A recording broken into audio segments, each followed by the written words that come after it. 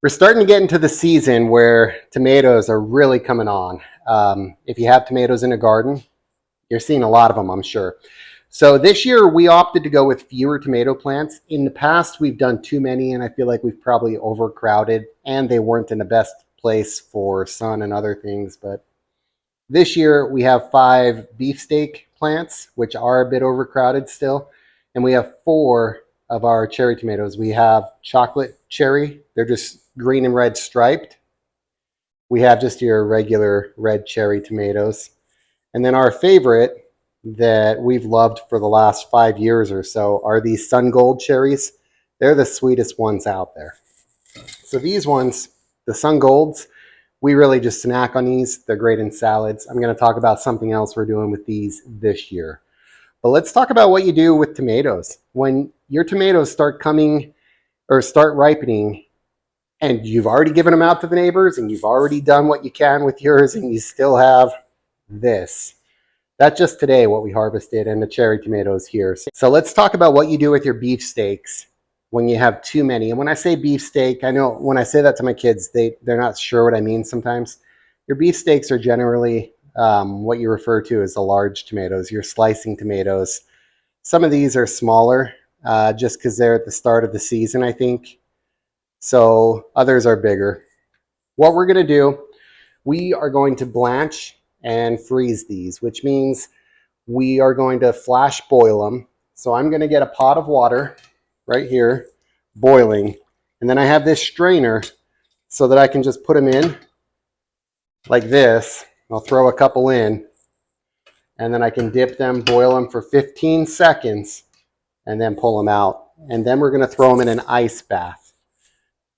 And then we'll pull the skins off and freeze them. So these were picked moments ago. Within an hour of picking, we're going to have them frozen in the freezer so that they're preserving all of the freshness and all of the nutrition. But you don't want to freeze these with the skin. You can. It's just a lot of the recipes you're going to make with them don't want the skins because they don't break down. So if you're going to make sauces and things, it's easier to take the skins off now. I know some people will just take these and they'll just throw them straight in the freezer, and that's okay, just more work down the road. Easier to do it like I'm going to do it today, and once you have it down, you can do this whole process in a half an hour, so it's pretty quick.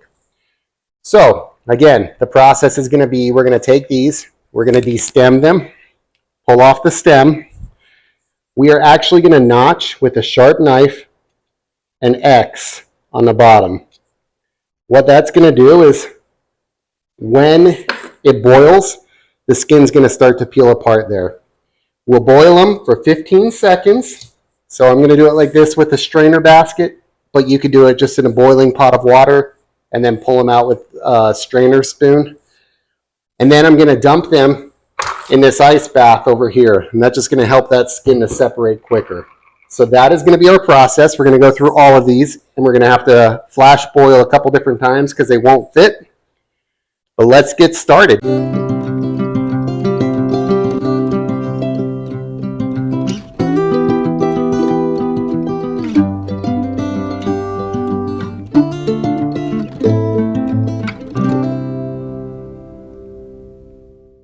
We just finished processing. These already have been washed now, and we've cut the X on the bottom. There were a couple gross spots on a few that we cut off. You can see here, this is small, but this goes to my compost. If you know me at all, you know that I try to save everything from the garden, put it back into the compost. So that's going to go into compost. I'm only able to do a couple at a time because I need them to go fully under the water for 15 seconds. So we're going to do a few different batches. These are the ones we're saving. We like to eat them just like apples sometimes. So these are mine and Kennedy's to eat. And we're going to go ahead and blanch these ones.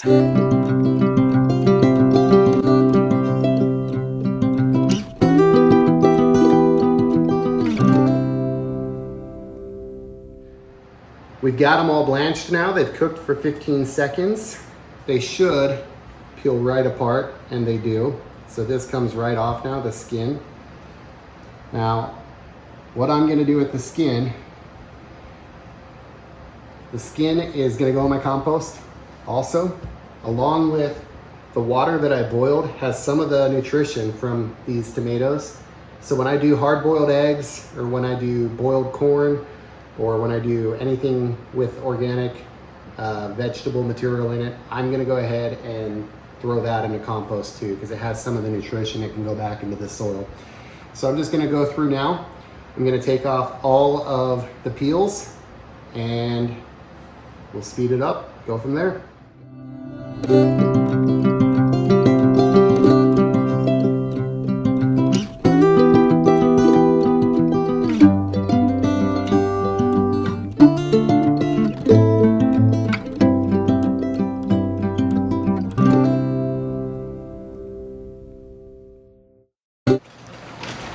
We've got that done. Kennedy and I tackled that. Again, all of this, these peels, the water that I boiled them in, that's all gonna go into the compost. The water would also be great to go into, like if you have if you want to put it into a flower pot outside or something, that would be fine so long as it's no longer boiling.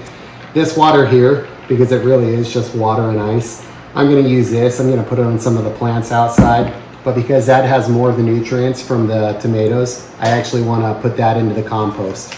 This is going to be green material on compost. If you remember, on compost you have browns and greens. To remember them, your greens are kind of your living things that are going to break down and create nitrogen.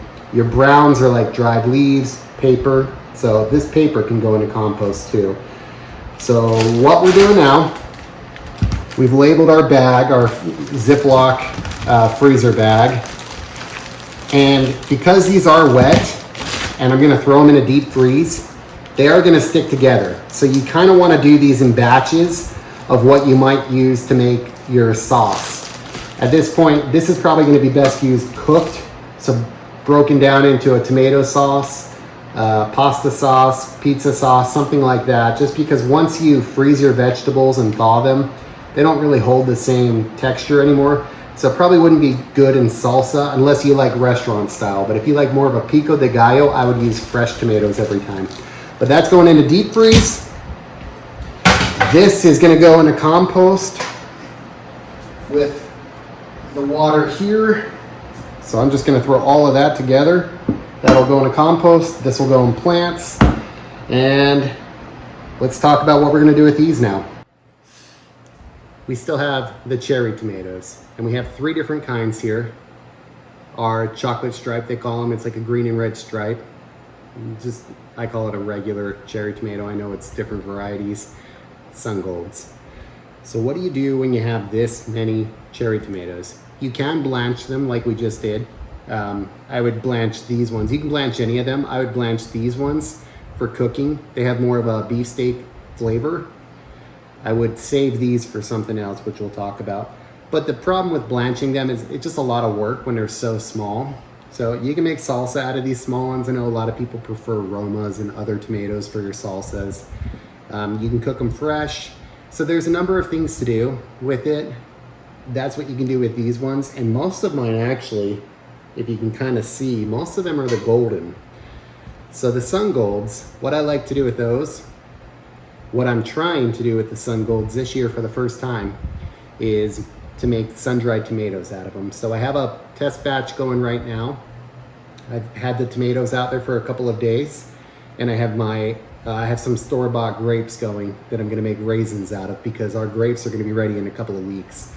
So that'll take about 2 weeks to sun-dry them. Even in the heat, I thought it might go quicker, but my grapes are about 6 days along and they still have a ways to go. So I'm figuring 2 weeks for the grape or sun-dried process. But because these sun golds are so sweet, they're one of the sweetest cherry tomatoes out there, they're perfect for sun-dried tomatoes. So I will show you in a different video how we're gonna make sun-dried tomatoes. But in the meantime, these are the best ones just to eat. Let me know what you do with your tomatoes. I know everybody grows tomatoes. It's one of the most common vegetables that we grow in our gardens.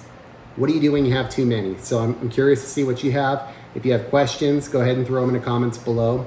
And thanks for watching.